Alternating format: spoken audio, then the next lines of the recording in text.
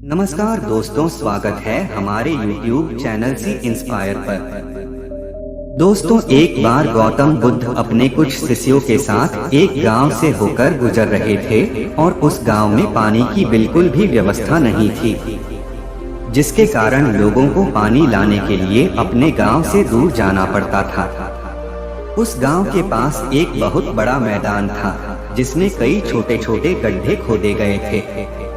जिज्ञासावश बुद्ध के शिष्यों में से एक ने गौतम बुद्ध से पूछा कि इस भूमि पर बनी गुफाओं का क्या उपयोग है। अपने शिष्य का प्रश्न सुनकर बुद्ध मुस्कुराते हुए कहते हैं, मेरे प्रिय शिष्य, इस गांव में पानी की बहुत बड़ी समस्या है और यही कारण है कि इस गांव के लोगों ने पानी की तलाश में ये छोटे छोटे गड्ढे खोदे हैं। जवाब सुनते ही बौद्ध शिष्य वहां दौड़ पड़ता है और उन तालाबों में पानी ढूंढने लगता है, परंतु उस बौद्ध शिष्य को उन गड्ढों में पानी की एक बूंद भी नहीं मिली। इसके बाद वह गौतम बुद्ध के पास वापस आता है और बुद्ध से पूछता है, क्या इन तालाबों में पानी है? उसके बाद गौतम बुद्ध मुस्कुराते हुए अपने शिष्य से कहते हैं कि प्रिय शिष्य, क्या तुम्हें वहां लोगों की भीड़ जाती हुई दिख रही है? इस पर बौद्ध शिष्य कहता है कि हाँ, मुझे नजर आ रहा है।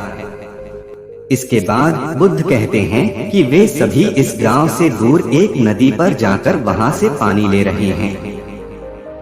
इसके बाद बुद्ध के शिष्य बुद्ध से पूछते हैं, क्या इस गांव के आसपास की जमीन में बिल्कुल भी पानी नहीं है?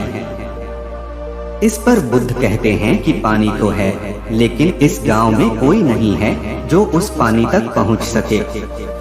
इसके बाद बौद्ध शिष्य कहता है कि बुद्ध, मुझे कुछ समझ में नहीं आ रहा। इसके बाद गौतम बुद्ध पूछते हैं कि क्या तुम्हें इस जमीन पर खुदे हुए गड्ढे दिखते हैं? इस जमीन पर खुदे हुए ये सभी गंदे पानी की तलाश में हैं, परंतु एक भी कुएं से पानी नहीं निकला। आप जानते हैं क्यों? क्योंकि मेहनत तो हुई, लेकिन सही दिशा में नहीं। यदि ये सभी ग्रामीण अलग अलग 100 गड्ढे खोदने की बजाय 100 गड्ढों के बराबर एक ही गड्ढा खोदते तो इन सभी ग्रामीणों को पानी अवश्य मिल जाता। दोस्तों, इंसान का दिमाग भी ऐसा ही होता है, वह एक साथ 100 दिशाओं में दौड़ता है।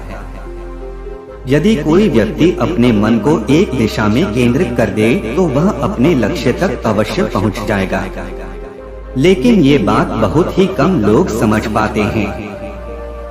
यहाँ तक वीडियो देखने के लिए धन्यवाद।